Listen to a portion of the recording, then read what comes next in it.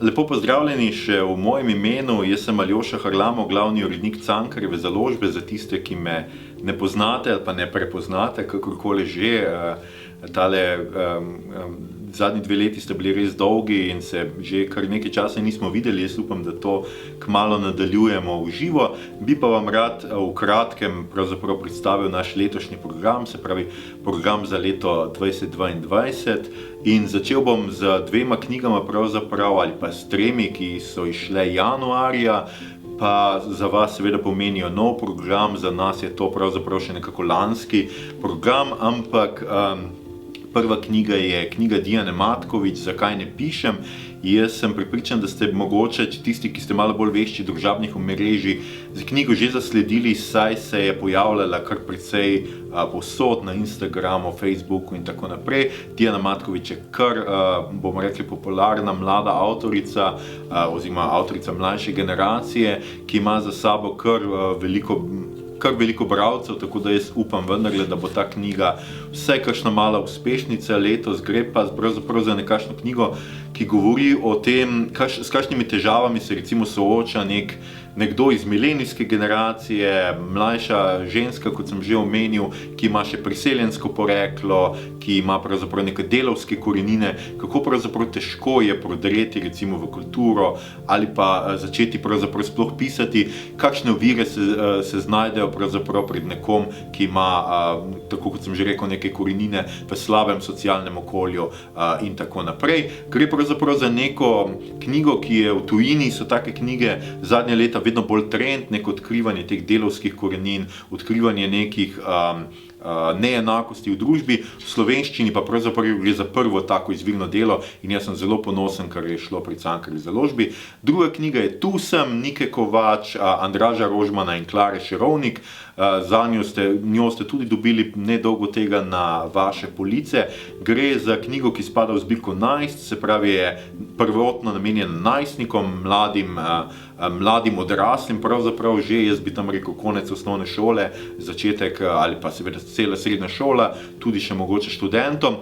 In pa predvsem, tisto, kar je najbolj važno, knjige za najstnike danes berejo tudi odrasli, tako da nikakor se ne ustrašiti to knjigo ponuditi tudi komu starejšemu.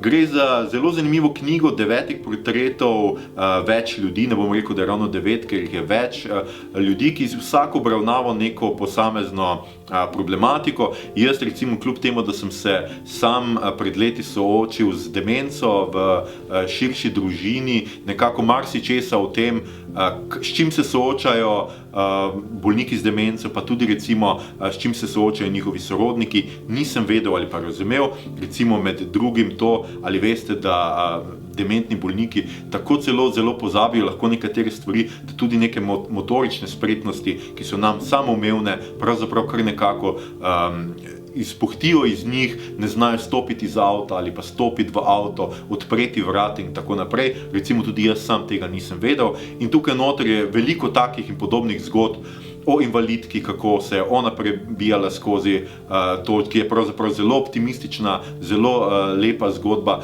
pa o izbrisanih, recimo tudi eni madežu na preteklosti slovenske zgodovine, bi jaz rekel, pa še ena mojih najljubših, recimo o institucionaliziranem človeku, ki so ga zdravili celo z nekimi šoki z inzulini, še tam v 80-ih in tako naprej. Zgodbe pravzaprav, o katerih zelo neradi govorimo, ki jih pogosto ne vidimo v časopisih, ampak so zelo pomembne. Tretja knjiga, ki bi jo pomenil, ki bo pa išla, mislim, da naslednji teden že, je pa Wolf Hall Hilary Mantel. Gre za prvo knjigo iz zgodovinske trilogije, za katero je od 3 romanov, ki jo sestavljajo, za 2 avtorica prejela Bookerja in je pravzaprav to eden večjih fenomenov. Gre za pisateljico, ki je v tujini prodaja, skratka v tisočih nakladah in tako naprej. In tukaj imamo zdaj knjigo, ki govori pravzaprav o Henriku VIII, njegovih ženah in pravzaprav o tem glavnem liku Cromwellu, ki je njegov nekakšna desna roka in ki mu omogoči vse to, kar je potem v zgodovini naredil. Zdaj pa, če počasi krenemo na nove knjige. Letos se pravzaprav jaz izredno veselim dveh avtoric, oziroma dveh knjig, dveh avtoric.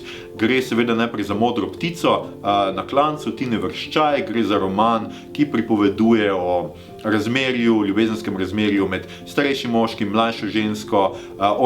Moški je tisti, ki prinaša denar hiši, ona je nekako išče službo, ne znajde se recimo v modernem svetu, ni vešča družabnih omrežij in tako naprej. In se spleta ena taka zanimiva zgodba. Jaz mislim, da bo posebej zanimiva zlasti za vse bralke, ki imajo otroke, pa ki se recimo tudi same mogoče včasih počutijo zaradi tega odrinjene malo iz družbe ali pa znotraj družine najbolj cenjene in tako naprej. Skratka, dobila je letošnjo Modro ptico in mi smo vsi veseli, da ta knjiga letos izide pri Cankarjevi založbi, v knjigarnah naj bi bila že aprila ali maja. Druga knjiga, ki se tudi zelo veselim, so pa kratke zgodbe Vesne Lemajič. Zaenkrat je delovni naslov Ded in vnukinja. Nisva našla boljšega naslova še zaenkrat, morda bo se še to spremenilo, ampak gre pa pravzaprav za kratke zgodbe, ki se berejo kot roman, ker so kronološko razvrščene in v njim najprej v prvi zgodbi se vnukinja rodi, dedku, bivšemu partizanu, bivšemu komunistu, nekje v 80-ih. V zadnji zgodbi pa recimo dedek, ki je nekako v domu za ostarele in skuša vnukinjo vendarle prepričati, naj ga pusti umreti. Skratka, gre za en tak sijajen, neverjeten lok. In pa seveda Vesna Lemajič je avtorica, ki je za svojo prejšnjo zbirko Dobrodošli prejela Novo mesto šort in jaz sem prepričan, da bo tudi ta knjiga vsaj nominirana, če ne že spet pobrala nagrado. Potem, če gremo kar lepo dalje, si bom malo pomagal z papirji, se opravičujem vsem. Vesna Špes, oziroma Tanja Špes je naslednja z kratko prozno zbirko Maske. To je posebej mogoče za knjigarnarje, ki delate v Mariboru ali pa v okolici zanimivo. Avtorica je namreč Štajerka z Maribora in to bo njen prvenec. Kratke zgodbe prinašajo tudi kakšne take znanstveno-fantastične prvine, česar že nekaj časa recimo nismo tako zelo pogosto videli v slovenskih kratkih zgodbah. Esad Babačič bo izdal novo zbirko esejev, njegova prejšnja, saj veste, je prejela Rožančevo nagrado. Tokrat se še bo mogoče malo bolj usmeril na Ljubljano, še malo bolj na šport. Naslov je tudi Navijaj v sebi in jaz sem prepričan, da imamo spet pred sabo eno tako uspešnico. Nenazadnje treba posebej opozoriti na to, da je bila knjiga, skratka prejšnja njegova knjiga, ki je prejela Veš mašina svoj dolg, ki je prejela Rožančevo nagrado, je bila razprodana in je bila ponatisnjena, kar se za esejske knjige zelo redko pripeti. Če grem dalje, je potem še ena taka trend zadnjih let, je tako kot je bilo pri Dijani Matkovič, ki sem jo prej omenil in ki je ta njen roman nekako avtobiografsko zasnovan. Skratka, trend zadnjih let so te fikcijske, avtobiografski romani in Ivo Svetina nam je poslal takega z naslovom Smisel rože, v katerem zelo odkrito govori o svojem alkoholizmu, o svojem težkem življenju, pa hkrati tudi nekakšno tako precej ganljivo slovo od pisanja poezije. Če ostanemo še malo pri izvirnih avtorjih, bo letos izšel še ena knjiga Lele Benjatin, Samski blok. Tudi tukaj gre za nekakšno spominsko pripoved, na pol autofikcijo, na pol esej, na pol nek kratke zgodbe ali pa roman.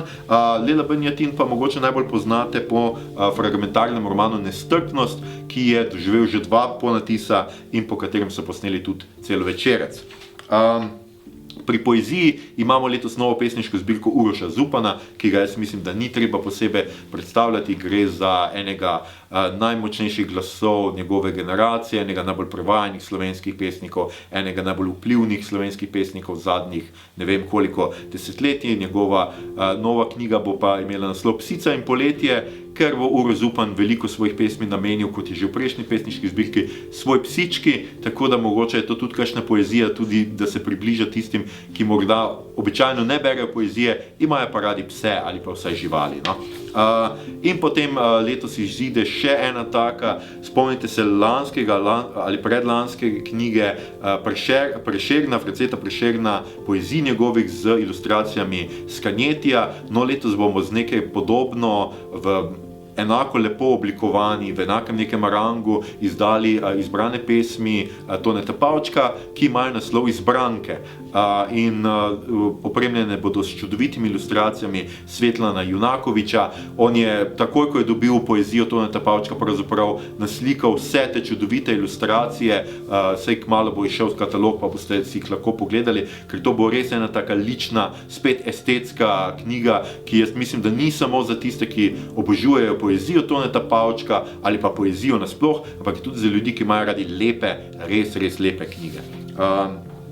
To je nekako vse za izvirni program, potem preidemo seveda k zbirkam, kjer pa imamo tudi veliko izvirnega programa. Letos naj bi v Najst išla knjiga eksperimentov za mlade. Gre za naravoslovne eksperimente, ki jih bo delala dolgoletna sodelavka Pionirskega doma Vesna Tripkovič. Vesna bo pripravila skratka neko uvodno zgodbico, potem pa en kratek eksperiment. Izar Lunaček bo pa vse to opremil z čudovitimi humornimi njegovimi ilustracijami, tako da se tudi te knjige zelo veselim. Primerna bo nekako za, kot je v zbirki Najst seveda značilno, za konec osnovne šole, tam nekje pa mogoče za začetek srednje šole in bodo mulci lahko preko tega nekako spoznavali različne zakonitosti iz narave, kemije, fizike in knjiga bo tudi razdeljena glede na posamezno področje. In pa še ena izvirna knjiga je seveda letos pri Bralnih znamenjih. Andrej Blatnik je pripravil tokrat knjigo Žige Valetiča, dolgoletnega grafičnega urednika, številnih, mislim, da je v vseh teh letih izdal preko 1000 knjig različnih založb in Žiga Valetič je tudi sam avtor in to bo ena taka zanimiv pregled oblikovanja, tega še v Bralnih znamenjih doslej ni bilo. In zdaj lahko gremo počasi na prevodni program. Tukaj bom izbral samo neke posamezne poudarke. Začnemo seveda z modernimi klasiki, našo največjo, najlepšo, najbolj bogato in najbolj cenjeno zbirko tam zunaj pravzaprav. Letos prinaša precej zanimiv prerez neke sodobne moderne ustvarjalnosti. Med njimi je Andrej Blatnik, kot veste, lani začel uvrščati žanrske knjige v zbirko in letos bi šel roman Iana Fleminga, se pravi roman Jamesa Bonda. Tale z naslovom Moonraker, v katerem ga je igral Roger Moore in ki je zelo taka zanimiva roman. Andrej Blatnik pravi, da je to najboljši Flemingov roman, ker se pravzaprav zelo je velik poudarek na tej hladni vojni tematiki. Potem še ena zanimiva stvar, recimo letos bo v moderni klasiki končno bodo nekateri rekli šel Haruki Murakami, skratka tudi Murakami se uvršča v moderne klasike in morda mu bo ta uvrstitev moderne klasike končno pripeljala to Nobelovo nagrado, za katerega vsako leto trdijo, da bo je prejel, pa je potem nikoli ne prejme.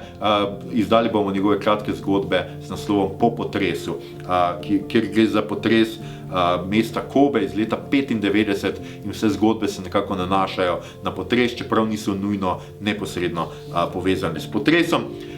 Že dolgo obljubljena Svetlana Aleksijevič, njen Čas iz druge roke bo končno išel pri modernih klasikih letos, ker imate to knjigo že v prejšnjih katalogih, skratka ne bom o njej veliko govoril. Gre za Nobelovko in to je ena njenih najboljših knjig po mojem mnenju. Še ena avtorica, ki je recimo v modernih klasikih zdajle dobila priložnost, je Marie Ndiaye, zelo priljubljena tudi pri slovenskih bralcih. Nazadnje je izšla knjiga, mislim, da pri založbi Sanje, tokrat pa ima naslov Moje maščevanje in je taka napol kriminalka, skratka zelo napeta pripoved o neki odvetnici, ki brani skratka neko ženo, ki je ubila njune 3 otroke, pač mož pa jo najame. Potem pa še v moderni klasiki letos izide Andrzej Stasiuk, njegov prevoz, tudi Stasiuk je zelo popularen pri slovenskih bralcih, saj je nazadnje kar nekaj njegovih knjig že išlo pri nas. Ne smemo pozabiti, da maja izide tudi Bernardine Evaristo, njen roman nagrajen z Bookerjem izpred 2 let, ki bi moral iziti že lani, pa se je nekaj zapletlo z zdravjem prevajalke in bo zato išel letos tudi njega, imate že v prejšnjih katalogih, pa ne bi veliko govoril o njih. Letos pa izide moderne klasiki tudi lanski vileniški nagrajenec, ker sem ponavadi sicer to knjigo izdamo posebej v zbirki Vilenica, letos sem se pa nekako odločil, ker Winklerja še nismo imeli v moderni klasiki, da si tam gotovo mesto zasluži, tako da bo tudi njegova Natura morta, rimska novela, išla v modernih klasikih.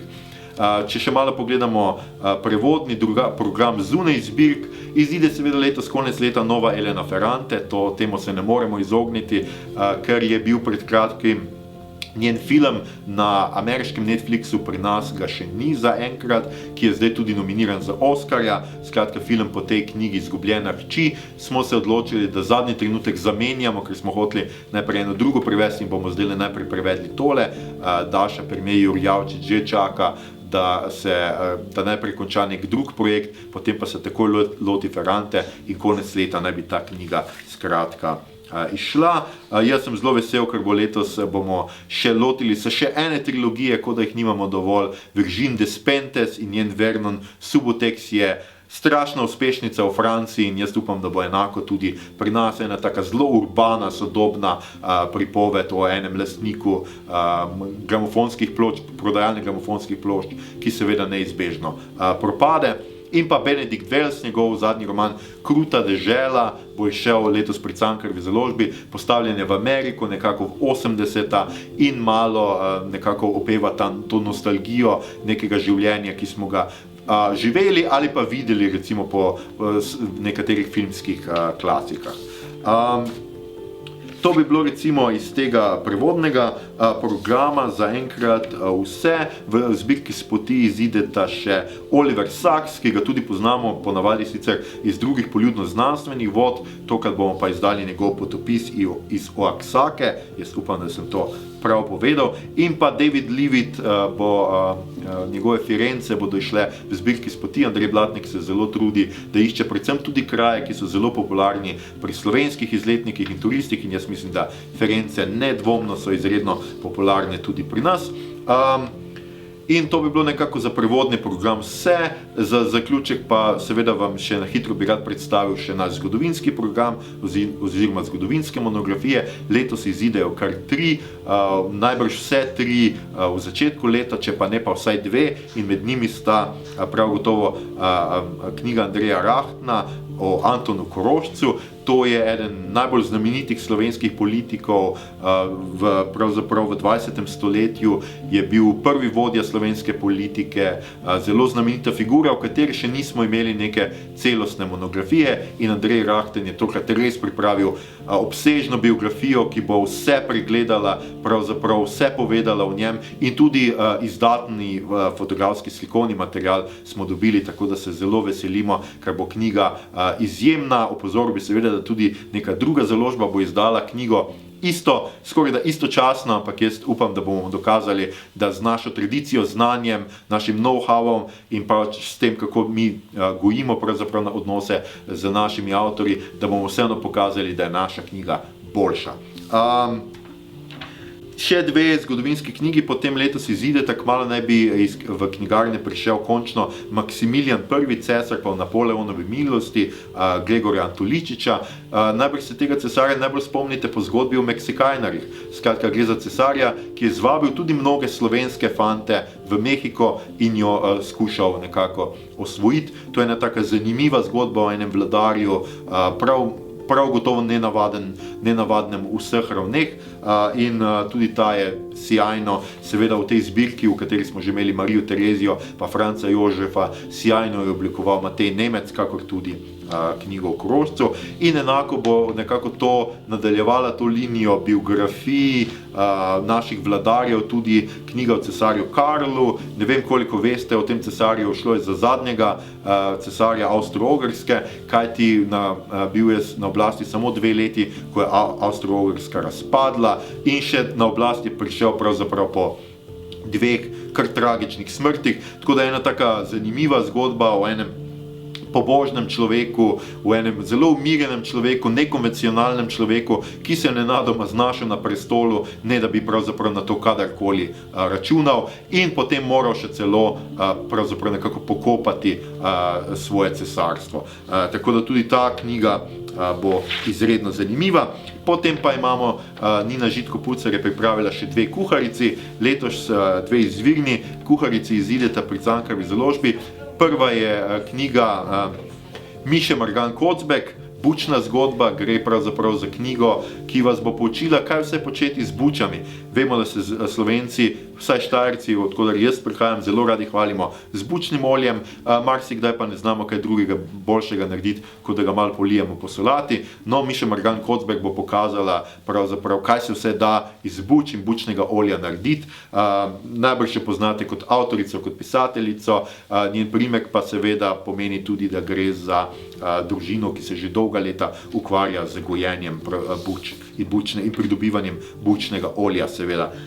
In pa za konec mogoče še, da omenim knjigo Slavke Ilih Za posebne dni. Gre za kuharico, ki bo pravzaprav pa vas tokrat naučila ne samo nekako usmerjena v to, kaj skuhati, speči za praznike, in to za zelo različne praznike, seveda za Božič, Veliko noč in tako naprej, ampak tudi za kakšne druge praznike ali pa posebne dni. Zato smo dali takšen naslov. Skratka, skušala vam bo pokazati tudi, kaj recimo za rojstni dan, kakšne ideje so, kaj recimo narediti z nekimi ostanki, ki ostanejo po kakšni večji zabavi, kaj narediti za piknik in tako naprej. Skratka, gre za kuharico, ki jo boste nenadoma ugotovili, da čeprav piše za posebne dni, da je vendarle uporabna za precej teh dni v letu. In to bi bil nekako na hitro pregled našega programa za letošnje leto. Jaz upam, da nisem ničesar pomembnega izpustil, predvsem se pa veselim skratka tega, kar sem povedal že na začetku, da se mogoče kmalu vidimo kaj v živo in da pravzaprav poženemo to našo mašinerijo naprej, kajti jaz mislim, da kljub temu, da se zdajle karantene počasi nehavajo, da bo tudi virus mogoče počasi, če ne izginil iz naših življenj, pa vse postal nekaj običajnega v tem naših življenjih, da bomo se s tem tudi vrnili k knjigam na ta način, da bodo začele knjige spet malo bolj prosto krožiti med ljudmi, da se bomo lahko pogovarjali o knjigah, da bomo lahko skratka listali knjige, ne da bi morali skrbeti za svojo ali varnost naših bližnjih. Tega se zelo veselim, hkrati pa seveda se veselim odličnega leta, ki nas čaka v letu 2022, in jaz mislim, da smo pri Cankarjevi založbi mogoče ne izdajamo glih knjige za vsakogar, ampak jaz mislim, da če ste dober, radoveden, razgledan bralec, ki si želi nečesa novega, drznega, zanimivega, nečesa, kar vas bo izzvalo, da smo pravzaprav pri Cankarjevi založbi prava založba za vas. Hvala za pozornost.